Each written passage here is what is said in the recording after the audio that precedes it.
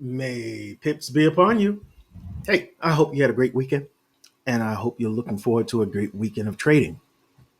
I just put out my Forex weekly forecast, in which I went over the Dixie and the pairs that you see lit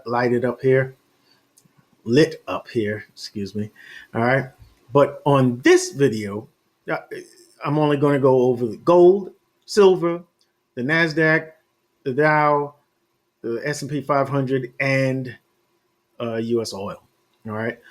Why? Because these videos on TradingView are limited to 20 minutes. All right, and the other one, the video I just put out is over 30 minutes, and it just wouldn't fit. And I'm not breaking it up into two pieces and all that kind of stuff. So you just have to check them out on my channel. All right. But on this one, we're going to go over these and we're going to dig into it right now. All right. Let's start with gold. All right. Gold. I am looking long on gold. Why? Because we had a very nice uptrend. Gold is always looking good when it's a trap, when you take longs on it. Right? You just got to be patient for them. All right, we had this long correction, this long corrective structure, and now you can see we've broken back bullish since the 9th of March. Made that double bottom on the 30th, and we've been bullish ever since, right? So I have good reason to be bullish on it. You see this level here, you see this level here. These are good key levels where you'll find price found support, resistance here, here, so that's an important level. We're finding support here, we come under it here, and finding resistance now, right? So let's go to the 4-hour and take a closer look. Now I'm looking for longs, right? But I see a bearish setup. Why? This impulse to the downside. This is a bearish impulse, and after every impulse comes the correction, which came. All right. We have the retracement to the 618 Fibonacci golden ratio. All right. Now, what I'm looking for here, now this is for an intraday trade, a day trade, and it's for a short. All right. I'm not exactly all that interested in it, but I may not. All right, because I don't like counter trend trades. I like to trade with the trend because the wind is to your back, so to speak. All right, but if you wait for bearish price action to present itself around this area, you could find yourself a good short, at least down to the trend line, the support line of this channel, this ascending channel. Now, you can see this channel gets a little got some deviations up here, but for the most part, it's holding that form, especially at the support end. Okay, so if price comes back down here, I'm thinking this will be a good place to take a long position, and we can take it up to the other side of this channel. All right. Looking at the stochastics, you can see that buy happened here. This was the best buy to take, and we'll see how it travels if it goes on up. If it comes back, if we get a nice pullback, I'd love to take that trade, but we got to wait until price comes back to the uh, oversold area. All right, let's look at silver. All right, on silver we have a similar situation, an ascending channel. All right, we're bullish, and we're looking at the 4-hour. We got the exact same situation where price made an impulse, corrected up to this point. If we see bearish formations, bearish price action, we could take it to the downside, to this support area here. All right, where we found support here, resistance, support, support. All right, if price comes back down to this area, the most recent structure, all right, that'll be the 382. That'll be a significant enough pullback, all right, for price to give us an opportunity to take long. All right, but listen, I caution against this now because we are below. We broke through the channel. to the downside. All right. Well, that's why I would consider taking a short here, because here is the break of structure point. This is the pivotal area. All right. A break below here means that this uptrend is over. All right. For me. And what would validate that is if when it comes back to test, or to retest that low, and then continue down in the new trend. I always repeat that because that's the way it works and that's the way I like to see it. So I'm looking for some bearish price action here, and I'll take it. I'll take it to the downside, and we'll see how it goes. You know, we'll see how it goes. Next, Nasdaq 100.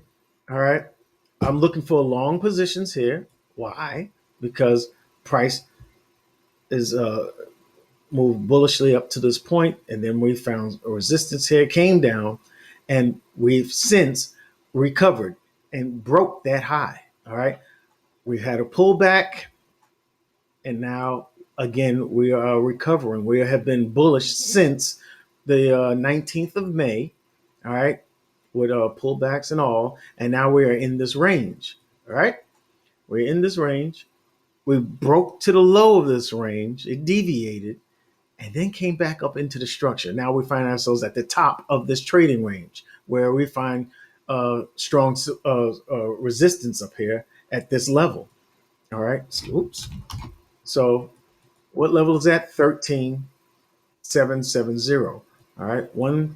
13,770. All right. So what am I looking for here?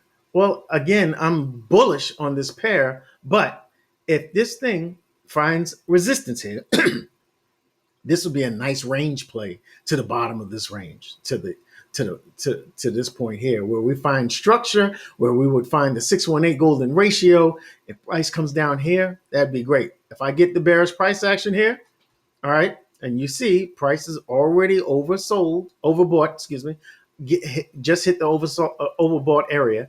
So if we start to see that bearish price action, I would think uh, uh, with those confirmations, I would take a good short can be taken there. All right, let's take a look at the US 30. This one is a little bit more. We're gonna have to be patient for it to develop, because yes, I am bullish on this pair, because you can see that that trend line has been in place and respected since the 30th of October last year. All right, and we've had good respect shown to that trend line, right?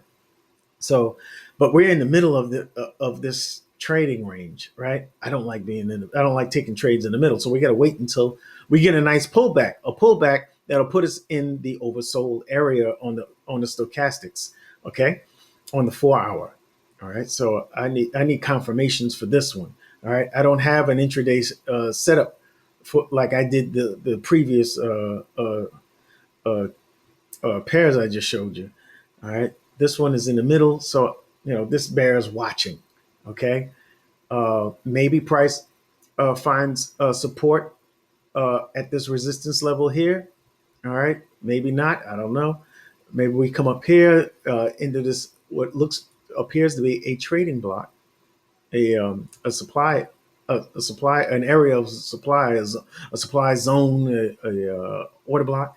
Maybe it comes up to the midpoint of this order block and then gives us the bearish price action to take down. If it does that, that'd be great, because I'm looking to take a long once it reaches this area of demand.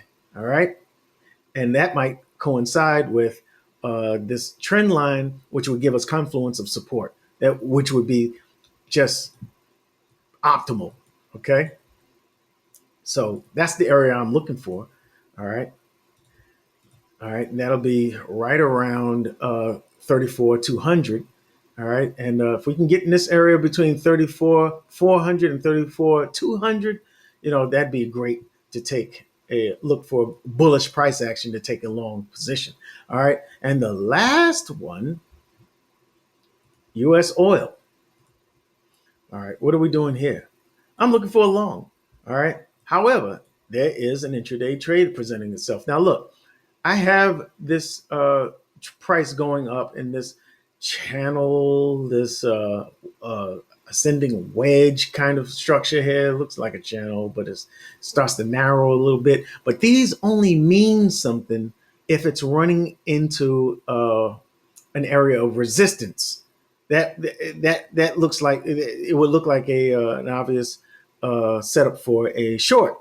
So what I'm going to do is I'm going to mark this here, and I'm going to look left on a higher time frame to see if we're running into any resistance at this level. Oh, let me look on the weekly. Aha! Now, let's see where this blue line crosses. Oh, look at that. Look at that. Look at that. What do we have here? We have rejections from this level as it rejects price resistance. We got a close there. We have rejections to the upside as a support, resistance underneath. There's a lot of rejections in this area.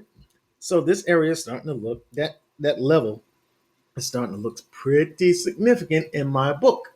So I'm going back to the 4-hour, and I'm going to start looking for bearish price action up here in this circle. Okay, look for bearish price action, and it looks like we're getting hints of that since last week here. All right, that 4-hour candle here closed bearishly. So more rejections, a bearish rejections. We gotta look for signs of exhaustion of price going any higher, and then that bearish engulfer, and then we can take a good short to the downside. Where will we take it to? Right down to this level here, 66, 63, where we find structure. All right, we find structure here. All right, it could stop. It could stop short. Maybe around this area here, or at the 23 level of the Fibonacci. But I'm thinking it'll go down further because uh, uh, this area here seems price tapped at this area as resistance for quite a bit. So yeah, we can see that over there. So if price does come down here, I'll be waiting to take a nice long position.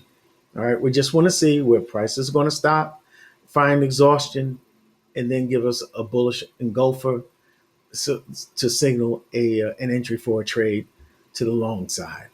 Okay, but looks like we're going to get some short action up here. So that's the intraday trade idea I want to pass on to you. That's it. So if you like what I'm doing, if you support what I'm doing, give a like to the video. And if you want to catch the latest updates, because I always give updates on these forecast videos, you want to make sure you subscribe. All right. Check out my channel, RT Money, and you'll see the Forex pairs that I have forecasted for this week. I will see you in the next video. Trade safe, and thank you.